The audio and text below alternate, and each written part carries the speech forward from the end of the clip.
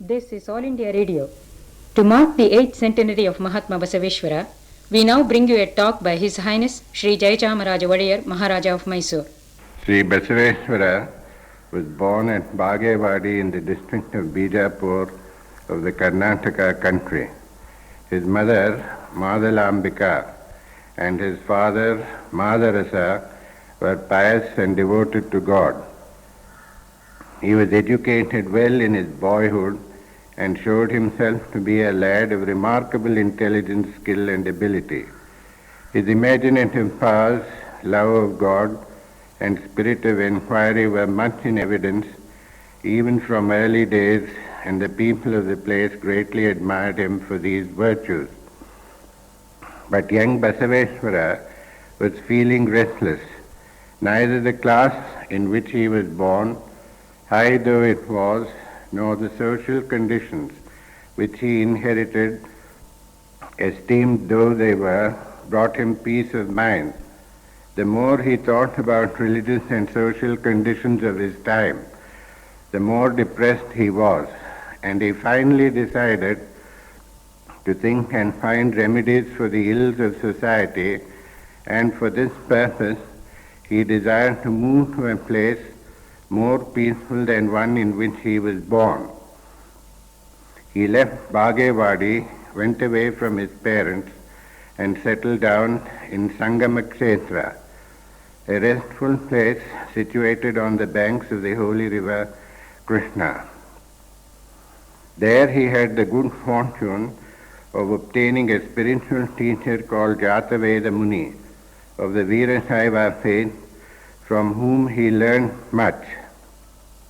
He worshipped ardently the god Sangamanatha, who became later his chosen deity. Sri Basaveshwara's deep devotion to the Lord of Sangama, his thoughtful pronouncements and his many deeds of wonder soon attracted the attention of people in the surrounding country and reached the ears of Baladeva, the minister of Bijjala, king of Kalyana. On being invited by Baladeva, Sri Basaveshwara went to Kalyana, where he married the minister's daughter, Gangambika, and settled down in the city as a royal scribe. And gradually his sense of duty, honesty, good conduct, and capacity won the admiration of King Bijjala, who a little later made him his minister.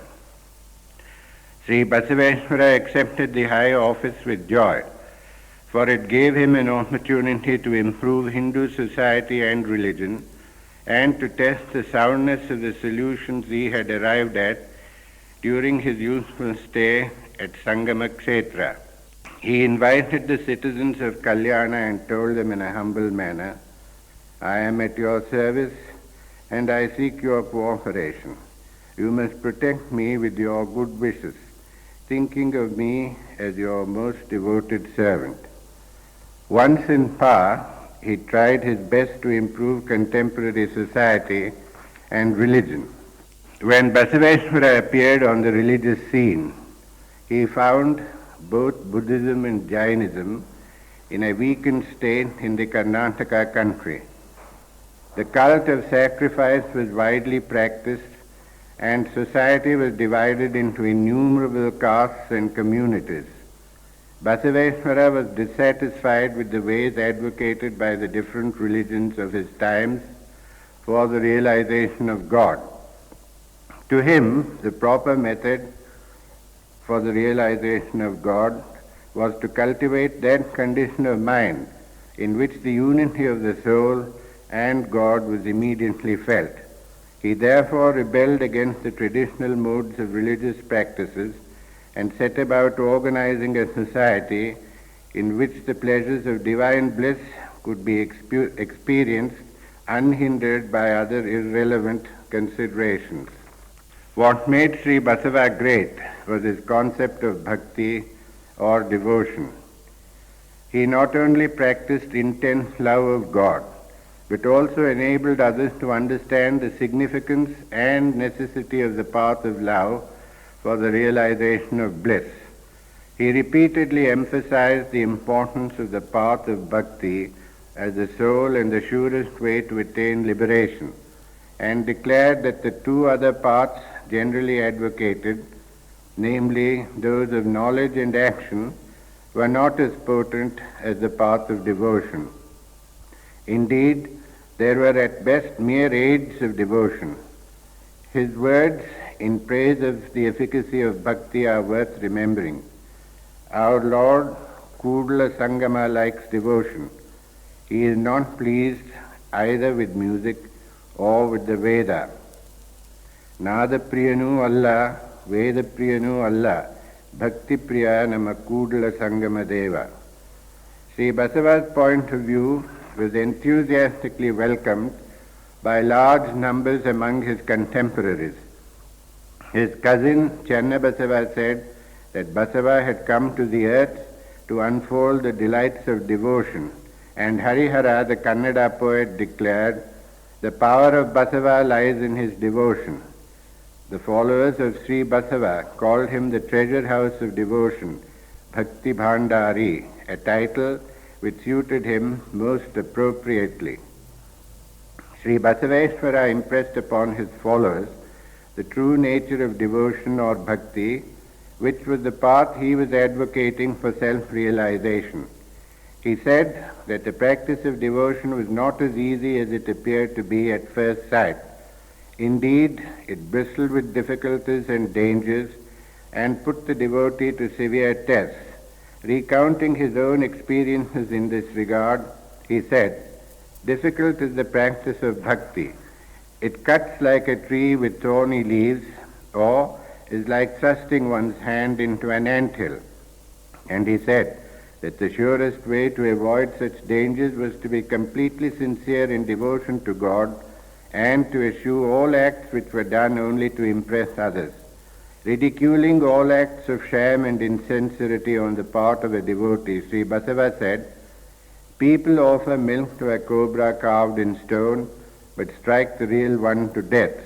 They ask a hungry devotee of Shiva to move on when he asks for food, but they offer it to Shiva chiseled in stone." The servant of God repeatedly called upon the devotee to be most sincere in his worship of God while treading the path of bhakti for self-realization. Apart from this, Sri Basaveshwara pointed out to his followers that there were other things too for a devotee to keep in mind. Of these, the chief were the acquisition of a guru or a spiritual preceptor and constant association with jangamas or saints who had dedicated their lives to the worship of God Shiva. Sri Basava held that a guru was as good as God and must be trusted by the aspirant absolutely, for it was he who initiated the devotees into the mysteries of spiritual life and helped him to realize divinity. Explaining the necessity for a spiritual preceptor, Basaveshwara said, "Just as clay is necessary for one who desires to prepare a pot, just as gold is necessary for one who desires to prepare ornaments, so too is a guru necessary for one who desires the grace of Shiva." Not less efficacious was the need to cultivate association with other men of God, the jangamas, for these always helped an aspirant in keeping the light of devotion bright in his heart.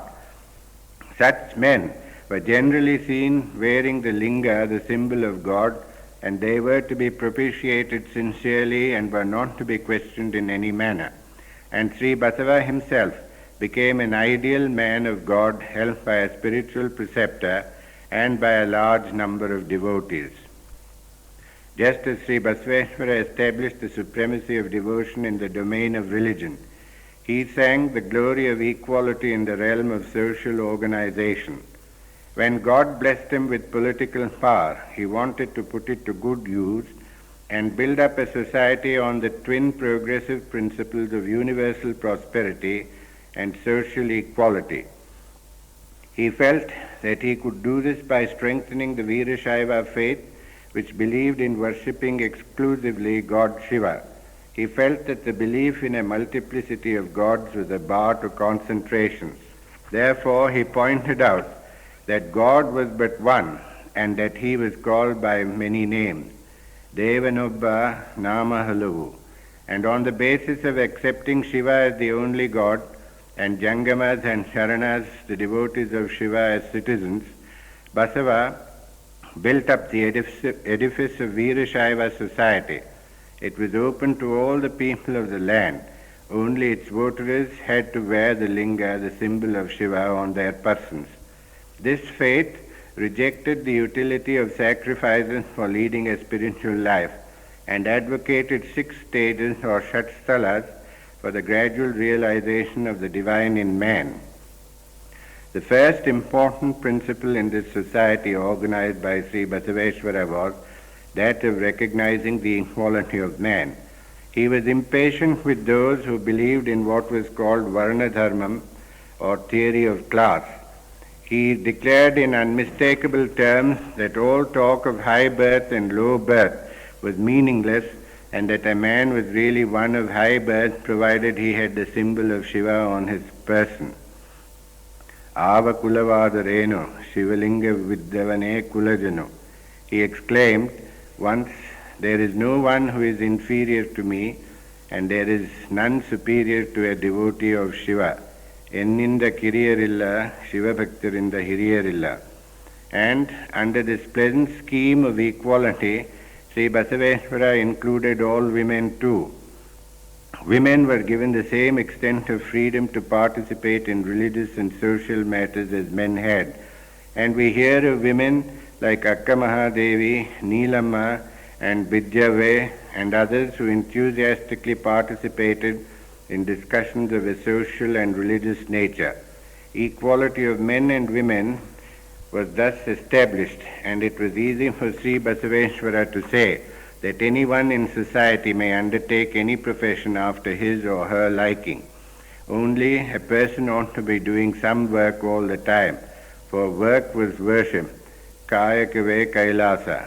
He insisted that in the society which he visualized, dharma or righteousness should be the sole governing principle, and that ethical virtues like compassion, non-violence, and good conduct should assiduously be practiced by one and all. Sri Basaveshwara foresaw that problems affecting the Veerashaiva faith and society would crop up repeatedly for solution.